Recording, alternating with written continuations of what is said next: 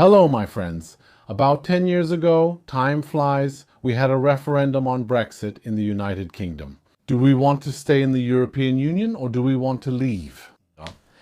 Alors, so quite a revelation, isn't it? I voted to leave the European Union. At the time, I remember as soon as we got the results, some people celebrated, I was one of them, and others were extremely upset. I particularly remember a colleague, a really nice guy, maybe even with slightly woke tendencies. He freaked out. He said, "This country is going to the dogs. I'm not going to stay among you. I'm taking my things. I'm out of here." He was Dutch. He came from the Netherlands. And then, literally, within 2 or 3 weeks after the results, he took his things and left.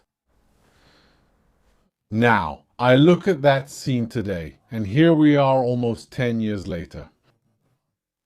And now I'm the one about to leave. I've already bought one-way tickets for myself and my family. I have to pack my suitcases. I haven't finished packing them yet. And I look at this scene and I say to myself, wasn't he right in some way? I'm not the only one leaving. A lot of people are leaving. It's a massive exodus of people from all walks of life, the poor, the rich, people from the middle class.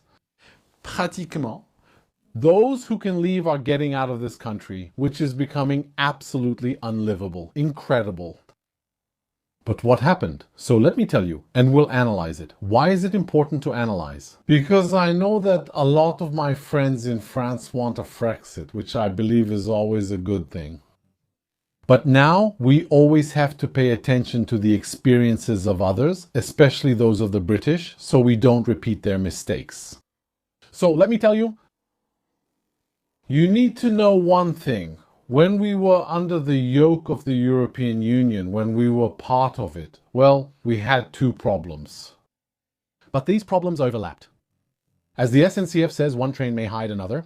That means we had, if you will, problems coming from Brussels, decisions from the European Union and all that, and we had problems caused by our own leaders. But that we couldn't see. For us, what did we see? We saw a wall of decisions that made no sense, without rhyme or reason. We saw economic problems one after another. We saw illegal immigration that we couldn't stop. We saw the hospital system collapsing and all that. And the first thing we saw was the problems coming from the European Union. That was the explanation. What did we tell ourselves? That's why I and many others voted for Brexit. We said to ourselves, we are more reasonable. We have people in power here who are smarter, who are more visionary than the bureaucrats of the European Union.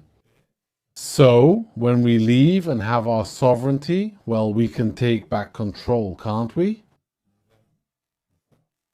And make choices that benefit us most. That was, if you will, the initial assumption. Unfortunately, it hasn't been proven over time. So, we left the European Union, and what happened? Well, this is what happened.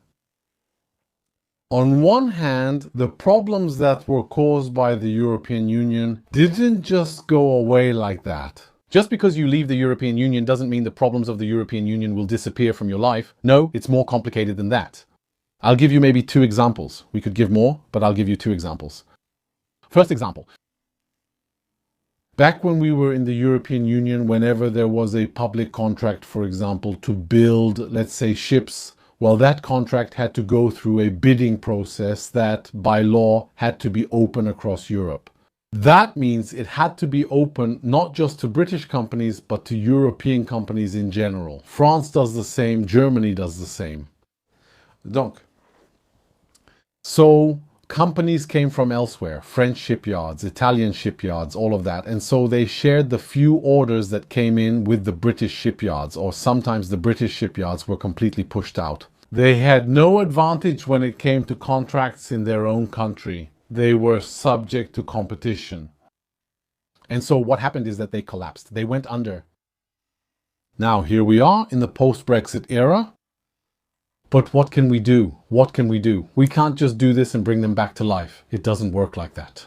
Once the shipyards are closed, the cranes are rusted, the land has been sold, and people have scattered. When the ecosystem the ecosystem of suppliers, partners, all of that has also gone under. When the indirect jobs have disappeared, when the know-how is no longer there. We can't just say it's fine and return to how things were before. That's not possible. And this kind of damage has been done to huge parts of our economy. So we can't just come in like that and change them. Another thing, when you consider Brussels decisions, what form did they take here? Well, they came in the form of laws, regulations, ordinances, all sorts of things, lots and lots of things. Okay. Maintenant. Now they came here and were implemented.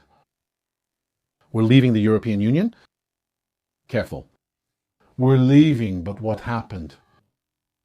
A lot of laws, a lot of decisions from Brussels have been transformed into laws that are now part of British law. They're British laws, not European laws.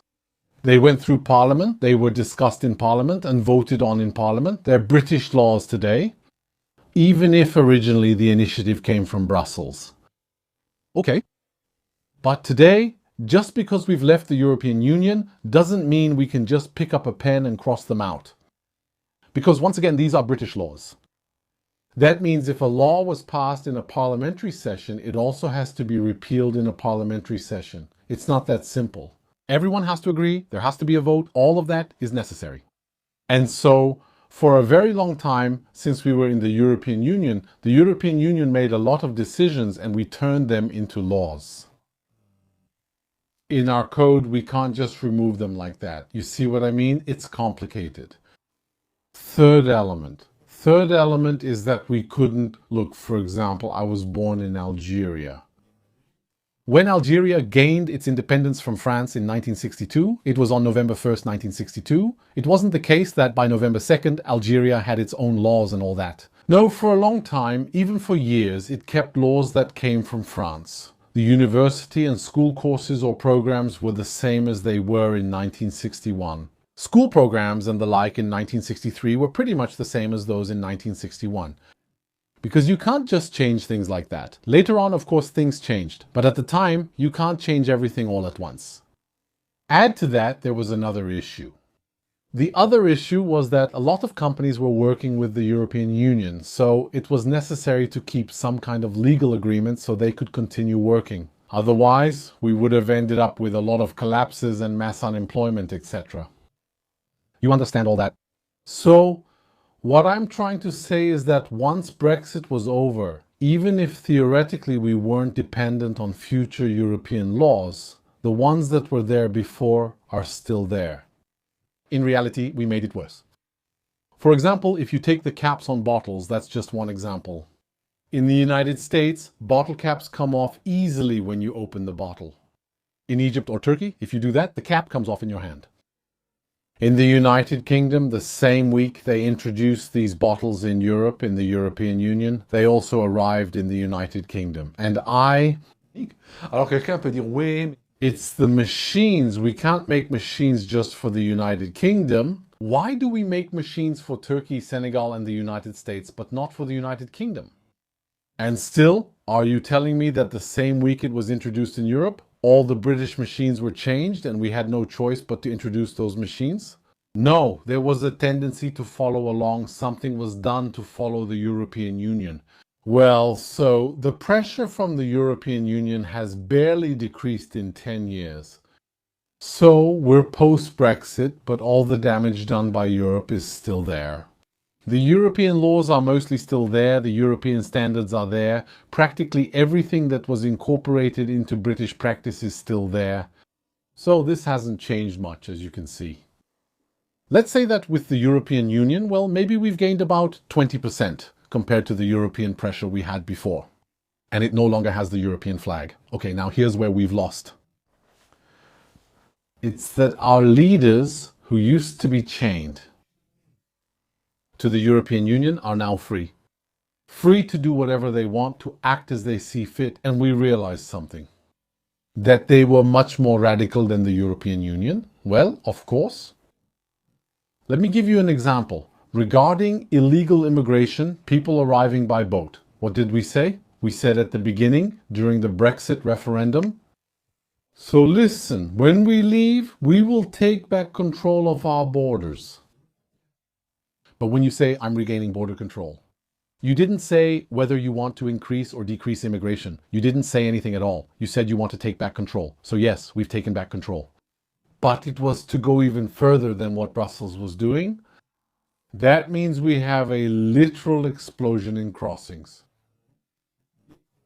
And on top of that, we've now entered a borderless era. That means it's over. Today, we're ready to accept them. Even if there are 100 million people living, we accept them. It doesn't matter.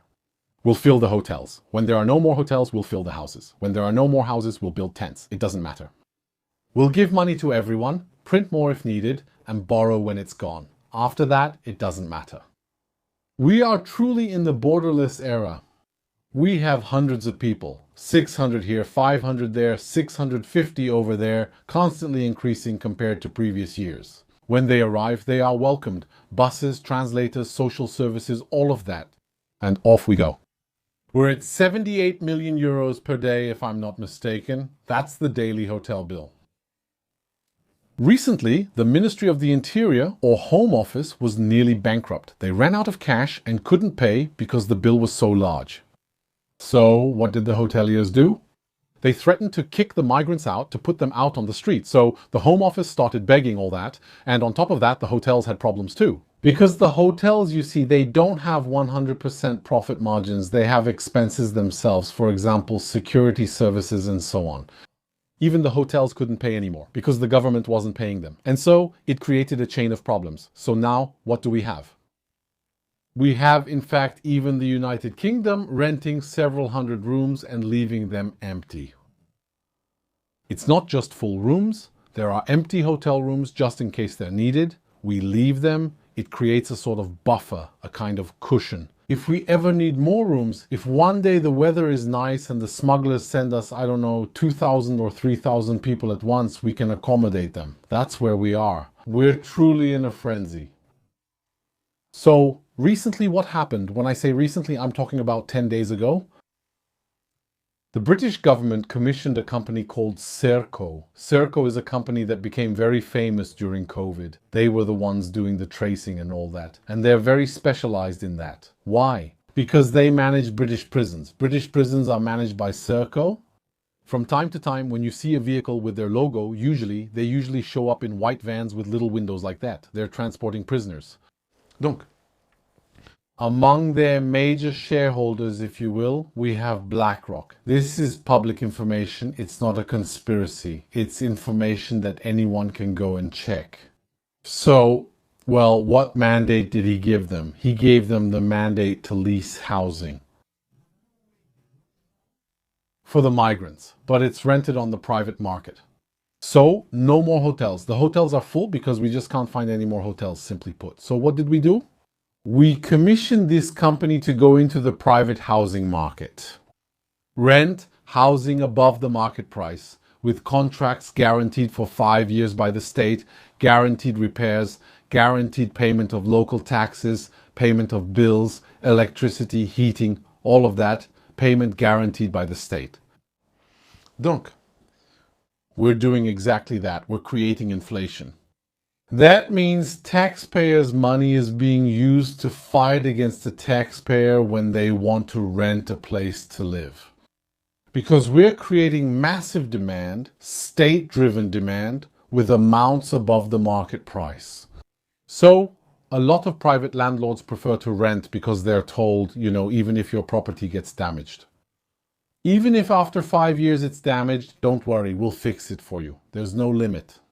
Whereas if you rent to a private individual or someone else, they might let you down after 6 months, they might damage your place and not pay you. But with us, we guarantee that the property will be in perfect condition. So, you see the demand this creates in the market. Of course, prices go up. At the same time, what did we do? There's an ad that's out now that you can find. It's an ad put out by the Home Office. They are in the process of recruiting 300 what they call caseworkers, 300 employees to analyze asylum applications. These are permanent contracts, 300 people hired at once. That means we're not heading towards a slowdown in the coming months and years, but we're actually moving towards an acceleration of this system. We're moving towards an industrialization of this system. So if you like, I've just used immigration as an example. But we have elites who are much more extreme than von der Leyen, who are much more extreme than all the lunatics in Brussels that you can find, that you can imagine. So once they're free, once we've given them sovereignty, well, what they do is they go all out times 10. That means with the European Union, they would have reached the level of destruction that we see today, day by day, where people are getting poorer and poorer. There's inflation. We even have, over the last 5 years, just to tell you official numbers, over the last 5 years, there's been a 95% increase in people using food banks. Last year, food banks distributed 1.1 million food packages for children.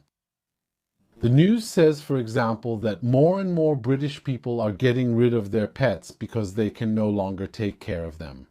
It's too expensive, you see. It's too expensive to feed them. So they're getting rid of cats, dogs, all that. So that's where we are. We're making the United Kingdom poor again because fundamentally it's a very poor country. And today it's becoming poor again. But this time it's not by accident, it's on purpose. So as I was saying, what's happening?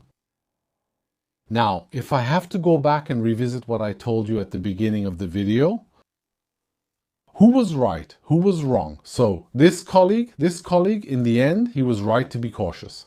He was right instinctively to be wary of the British elites and to take his things and leave. He did the right thing. I was right to have faith. I was right to hope. But you see, time did not justify the trust I had placed in the British system. And since we're talking about trust now, what am I going to tell you? Today I realized something. We shouldn't have voted for Brexit. But we should have voted for the people who were going to carry it out. Well, yes. Today, the way we got fooled was that they kept telling us Brexit. We voted for Brexit. But actually, we should have voted for the whole package. Who's going to deliver this Brexit then? So, at first it was Farage's party. Farage's party, which by the way has been rising quite strongly in the local elections lately. They won 2 mayoralties, they won 650 local council seats, but well, there you go. I mean, the British people are waking up. They will wake up. I'm telling you, that's the thing. The British people will wake up. But the question will be, what will there be left to save the day they wake up? That's the problem. It's that, as I told you, the further we go, the more the damage is accelerating, becoming deeper and deeper. The time will come when they can wake up because anyway, look, when there's a small fire and then someone says, I smell smoke. So there indeed, he woke up very early when the fire was still small. But those who wait to see big flames coming out of the roof of the house before saying there's a fire, okay, they woke up, not because they woke up because reality hit them. It's not really waking up. But at that point, it's already too late to fix anything. So to say they shouldn't have voted for Brexit, but for the people who carry it out. Brexit was promoted by the team, by Farage's party. But once we had Brexit, we had people who didn't believe in it to lead it. We had people who didn't really want it. So they did everything to sabotage it. And so we had a huge act of sabotage. You see what I mean? So that's really the fundamental mistake. It's that we didn't vote for people, but just for a major historic decision in the country's history, right? And we gave it. We gave that responsibility to clowns like Boris Johnson, for example. Complete clowns, corrupt people, people without principles, without any scruples. And the result, well, here it is. The result here is that today we are leaving. That's it. Today we are getting out. That's all. Donc, so, next time, well, if there is a next time, because anyway, I even unregistered myself here. I'm no longer on the voter rolls. That's when you leave. It's not to start a conversation. It's really to get out. And that's what I'm doing right now. So, there you go. Thank you, my friends, for listening to this video up to this point. And then, of course, I could have talked about other things. I could have dug deeper. There is a lot to say. But well, we're at 20 minutes. It's high time to end this video. Thank you once again and see you soon.